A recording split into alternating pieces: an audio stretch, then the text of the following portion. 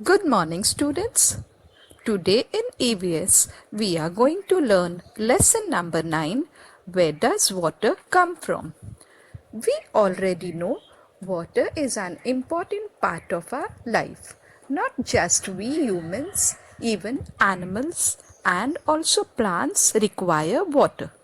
Now, children, where all can we find water? Water is found in ponds, lakes, rivers, and also sea and ocean. But the question is, where do they get water from? Well, it is rain. Rain gives water to all of us. It's the rainwater which fills in all the lakes, river, ocean, etc. When it rains, some water flows over the ground, giving rise to rivulets, streams, and rivers. Some water collects in low-lying areas, thus lakes are formed. A flowing river is sometimes blocked by building a wall. This is called a dam. When it doesn't rain, the water from the dam can be used.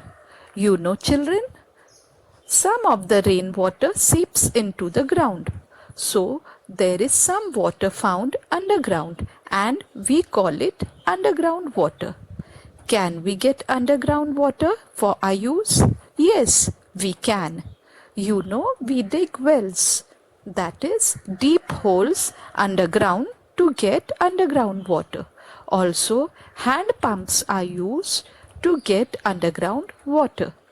Now we know rainwater is very useful to us and also precious. So, can we save rainwater? Yes, we can save rainwater. We can collect rainwater in buckets, barrels.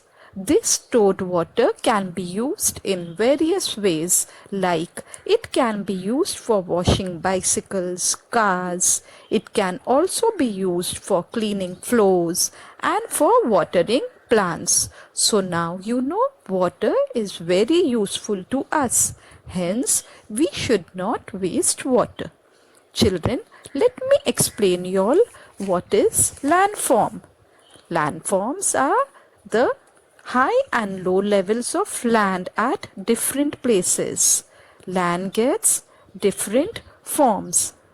Mountains, peaks, hills, hillocks, plateaus, plains, passes and valleys are some of the landforms.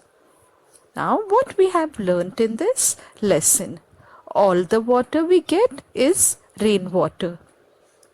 Rivers, lakes and springs are all formed because of the rain.